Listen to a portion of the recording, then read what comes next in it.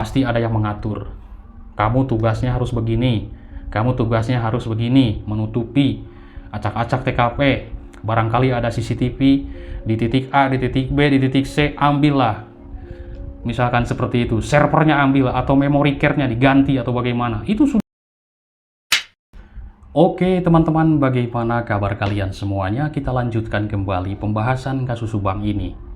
Teman-teman, tadi ada sebuah komentar yang sangat menarik saya baca. Bang, bahas kembali tentang masalah paranormal di dalam kasus Subang ini.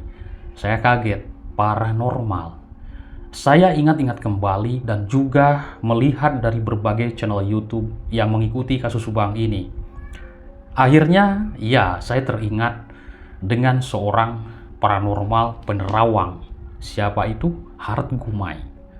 Ini saya sanding-sandingkan dengan berbagai foto-foto dan juga keterangan rekonstruksi kasus Subang ini. Lah kok 99% hampir sama teman-teman. Ini luar biasa. Nah, ya saya ketika ada komentar dari teman-teman seperti itu, saya pun tertarik ingin membahasnya kembali. Karena apa? Ini beda. Hart Gumai ini berbeda teman-teman tentunya. Karena saya menyandingkan dengan apa yang tertulis di rekonstruksi. Saya kan punya tuh catatannya sedikit rekonstruksi ya. Dari adegan 1 sampai 30 ya, kemarin sudah saya bahas juga bagaimana Ibu Tuti dieksekusi, bagaimana Pak Yosep itu dikasihkan golok, bagaimana Danu disuruh menunggu di luar, seperti itulah ceritanya cekcok di dekat ruangan TV. Itu sudah kita bahas. Nah, Ibu Tuti itu dihantam oleh golok itu sambil berdiri. Lalu sesudah itu Bu Tuti mengerang kesakitan dan didorong oleh Yosep Hidayah sehingga duduk di sofa. Nah, teman-teman, seorang Hart Gumai adalah seorang prediksi yang saya lihat di channel YouTube-nya. Ini menarik tentunya. Menarik teman-teman. Saya sandingkan dengan berbagai keterangan media, saya sandingkan juga dengan gambar-gambar foto-foto rekonstruksi dan juga keterangan dari berbagai sumber saya sandingkan. Ya mungkin ada yang kurang ya, saya kan membacanya terbatas juga seperti itu karena itu masih banyak sebenarnya. Ini kok 99% lah kurang lebih sama teman-teman, luar biasa. Nah teman-teman, ya namanya juga kan prediksi ya, baik mungkin akan benar 100%, akan tidak juga benar kan, seperti itu ya, namanya juga prediksi. Tapi ini menarik luar biasa, masalah Hart Gumai melihat sosok di dalam sebuah teka-teki kasus Subang ini.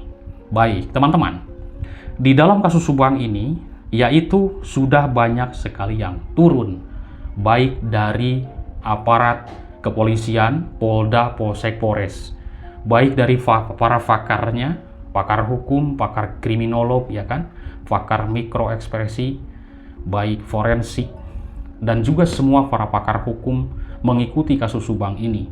Terutama yang mengikuti dan memantau, yang saya lihat di berbagai keterangan media itu adalah Profesor Dr. Adrianus Miliala yang saya simak dan sering juga membahas. Lalu ada lagi Profesor Dr. Musa Darwin Pane. Nah kemarin saya kebetulan kontek-kontekan dengan seorang profesor ini, dengan beliau ngobrol masalah kasus Subang ini, yaitu dengan Profesor Dr. Musa Darwin Pane. Prof, gimana kabarnya? Baik, seperti itu. Ini kasus Subang sudah ada tersangkanya. Saya tidak mengatakan terungkap. Karena apa? Saya beranggapan teman-teman, kasus Subang ini belum terang benderang, belum terungkap sebenarnya. Karena apa? Belum adanya sidang. Tapi kalau nanti sudah digelar persidangan dan sudah adanya saksi atau seorang JC mengatakan A, B, C, D sampai Z tentang pelaku, dan juga nanti sidang selesai, ada pelaku utamanya, ada yang menutupi, ada orang yang membantu, orang yang mengetahui, orang yang mengacak-ngacak segala macam, itu pun vonis itu sudah terang benderang. Karena kenapa saya mengatakan belum terang benderang? Pelaku menurut Danu ada 4. Ya, Pak Yosep, Ibu Mimin, Arigi, dan Abi. ya kan? Ada 4 dan juga 5 dengan Danu. Tapi sampai saat ini, yang 3 tersangka itu belum ditahan. Meskipun kan sudah ditolak hakim mengajukan pra-peradilan. Belum ditahan. Nah, ini belum disebut terang benderang kasus ini. Tapi intinya, bisa saja itu adalah strategi kepolisian, karena kasus ini memang ada tingkat kesulitannya. Menurut para pakar pun demikian, ada tingkat kesulitan, ada juga tingkat kemudahan dalam sebuah kasus.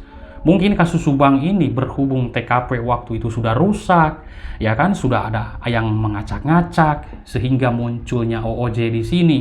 Menurut keterangan Kabid Humas, kita mengambil dari keterangan kepolisian tentunya. Tidak mengarang dalam membahas kasus Subang ini. Nah, akhirnya kasus Subang ini lama kali tidak sama sekali terungkap.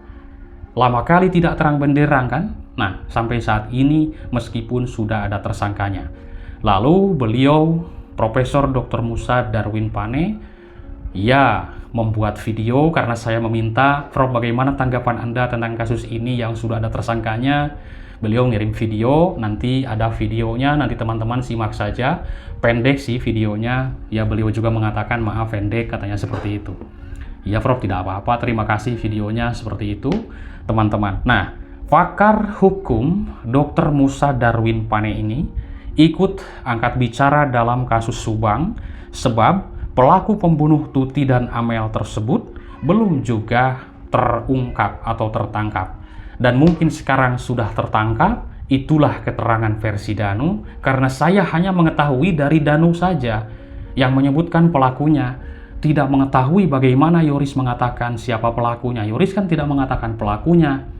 Yanti pun tidak mengetahui mengatakan pelakunya. Saya hanya dari Danu saja.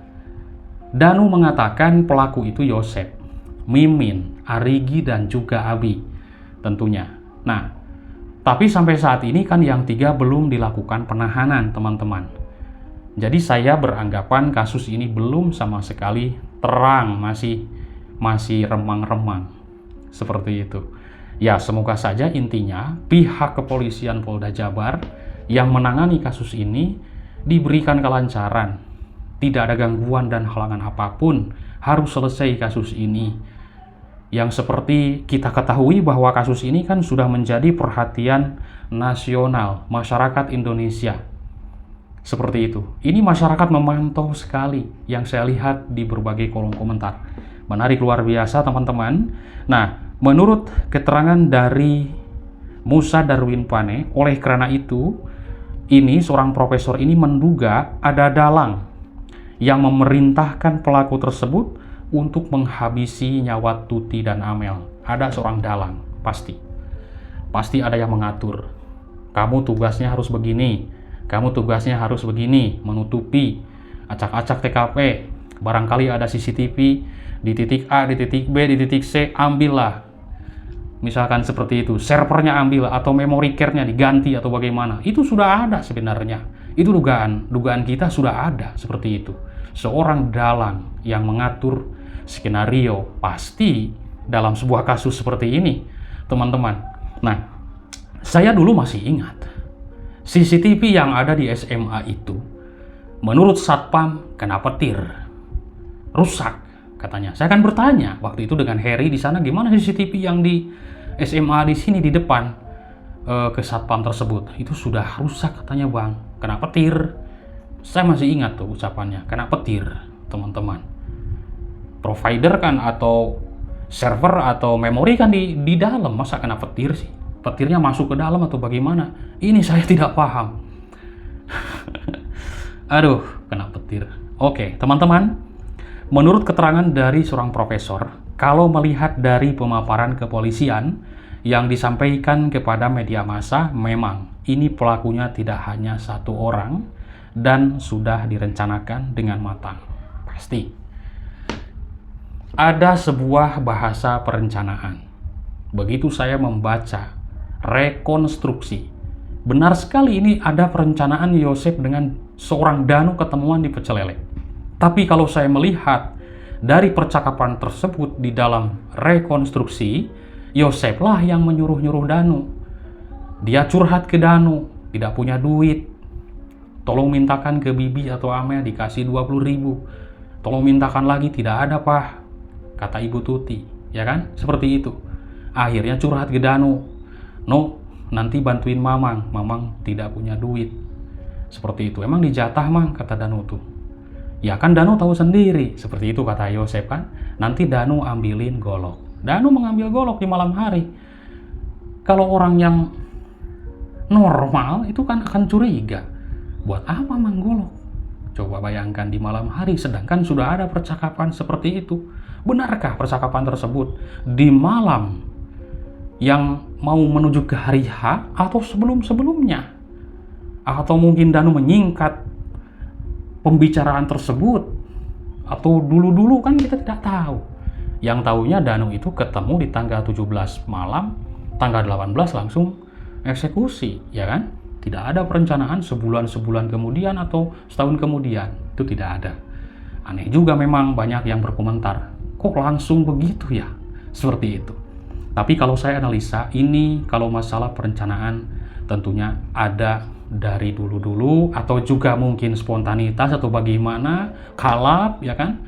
Cuman yang paling sadis ini yang menghilangkan bukti-buktinya sehingga menghalangi penyidikan dan penyelidikan karena buktinya tidak ada. Jadi susah terungkap. Lama kali akhirnya, untung Danu menyerahkan diri, terbukalah sedikit demi sedikit kasus ini. Sekarang mau menuju persidangan kan? Luar biasa. Kita tunggu nanti bagaimana di persidangan seorang JC ini. Karena akan menjadi saksi dulu kan di sana.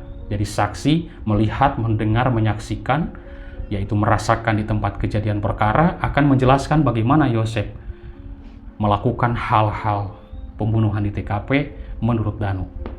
Terima kasih, nanti kita lanjutkan kembali. Semangat terus intinya, jangan patah semangat mengikuti kasus Subang ini sampai selesai tuntas sidang vonis beres. Terima kasih teman-teman, bye-bye.